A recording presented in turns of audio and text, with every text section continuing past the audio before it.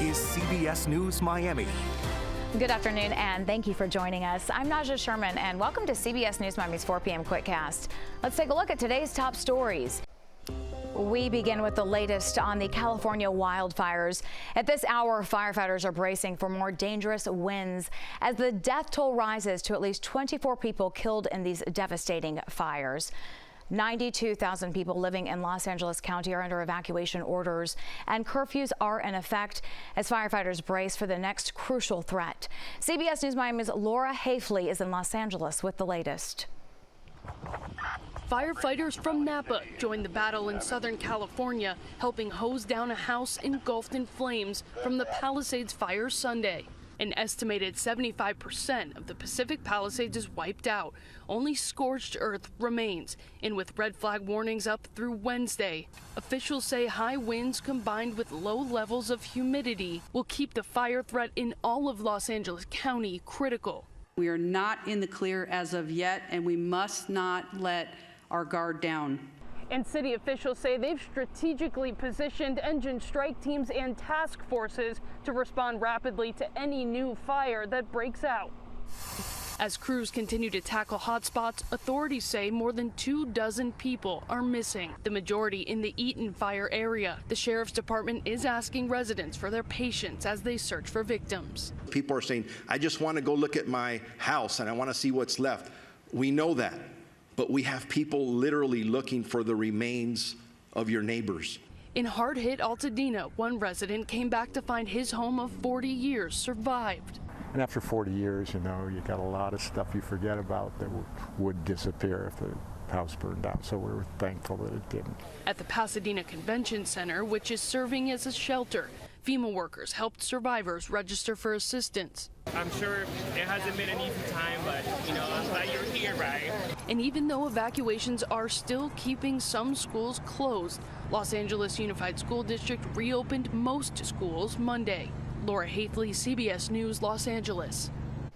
Charges are expected to be announced today in the looting problem. Among the arrests, 2 people posing as firefighters. California's governor has called up more National Guard troops to guard properties.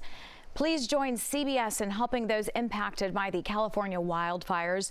Your donation enables the Red Cross to provide shelter, meals, and relief items to help people recover from these disasters. Scan the QR code or go to redcross.org/CBS. Always alerting, always tracking. This is Next Weather. And taking a live look at beautiful downtown Miami. Look at all that gorgeous blue. A warmer day today, but temperatures will slip again. Next, weather meteorologist Shane Hinton joins us now. Another cool day ahead? Yes, another cool down on the way, but have no fear, Naja. If you're someone who wants to keep maybe the summer-like wardrobe out a little bit longer, you can. I think we're only talking a minor cool down with this next front, but it will bring the potential for some isolated showers as it pushes through tomorrow, and then a mild end to the rest of the work week. Right now, it is warm. Look at that. Mid-70s, now lower 80s. Homestead, you're clocking in at 80 degrees. Miami sitting at 77. The moisture is also very elevated, those dew points across the area. So that's actually going to lead to some fog concerns a little bit later tonight. Let's get you through the evening first. Mid-70s as you're enjoying dinner, and then as we head toward the early evening hours, partly cloudy skies with temperatures in the lower 70s. So if you would like to see that full moon tonight, it's the Wolf Moon.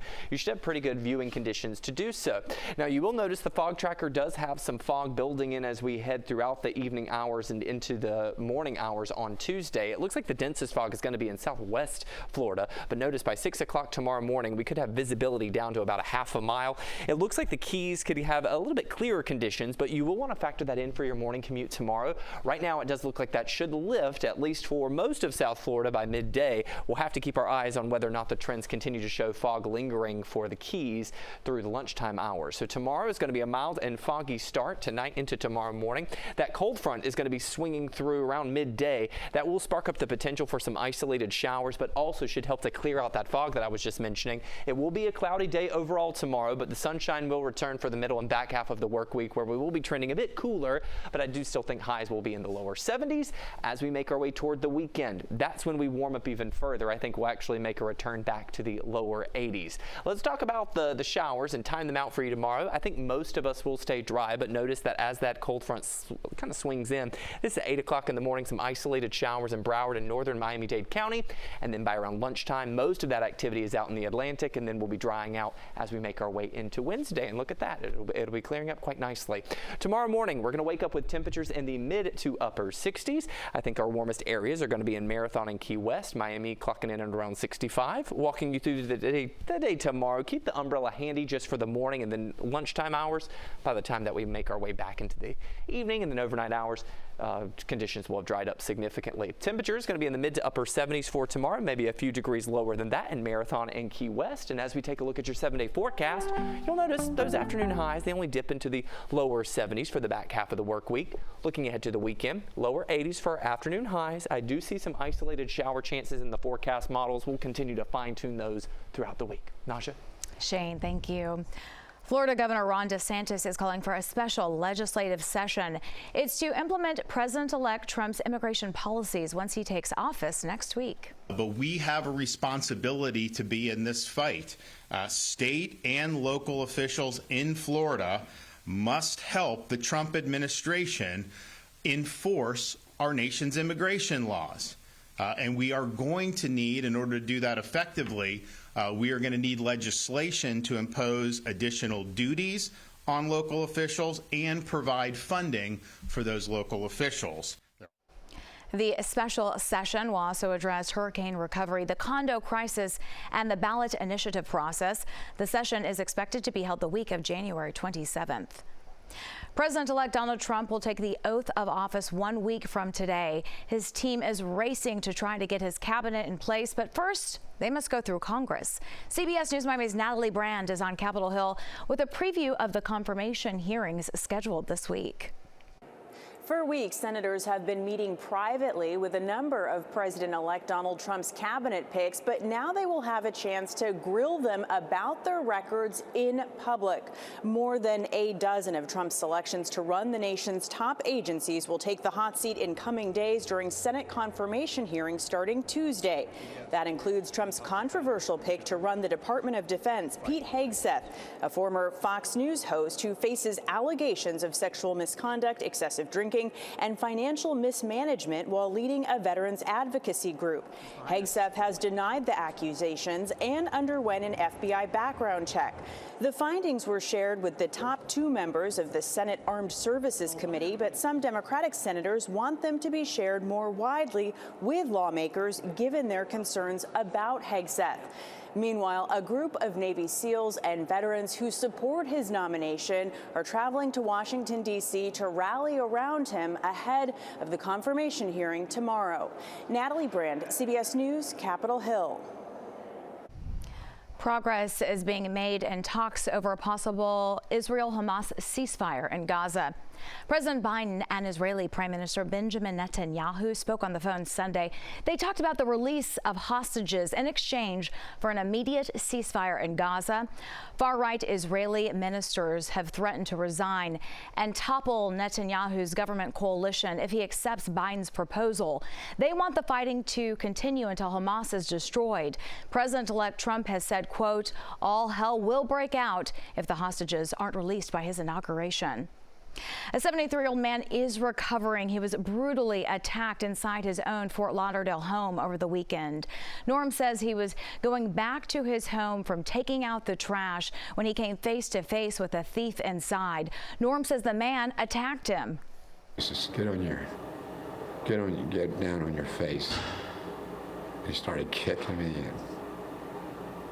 and, slapping me, and then he started choking me and strangling me. And he said, "Where's your money at?" Police say the thief is this man, 48-year-old Joseph Soni. He took off with thousands of dollars in items and stole Norm's car. Investigators eventually tracked him down and arrested him. Norm is home, badly beaten, but recovering. The bird flu outbreak has left people scrambling to find eggs, and sometimes you can find them knocking on your neighbor's door. How many chickens you have? We have about probably 50 chickens. We're cracking open some egg alternatives to see if they're safe tonight at 5:30. Welcome back to CBS News Miami's 4 p.m. Quickcast.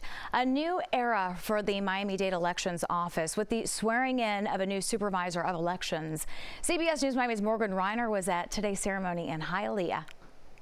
In a crowded auditorium, protect and defend. Protect and defend. Florida's Senator Rick Scott swore in Alina Garcia as Miami-Dade County's Supervisor of Elections. So help me God. Hey.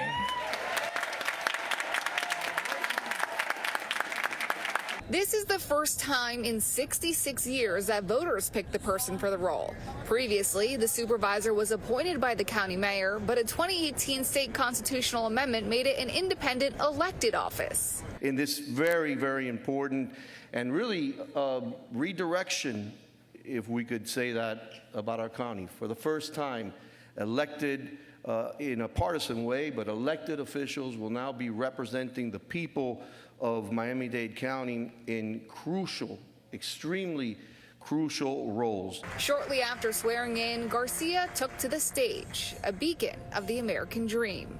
We, like so many others, escaped an oppressive regime that robbed us of our freedom, crushed our hopes, and silenced the voices of the Cuban people.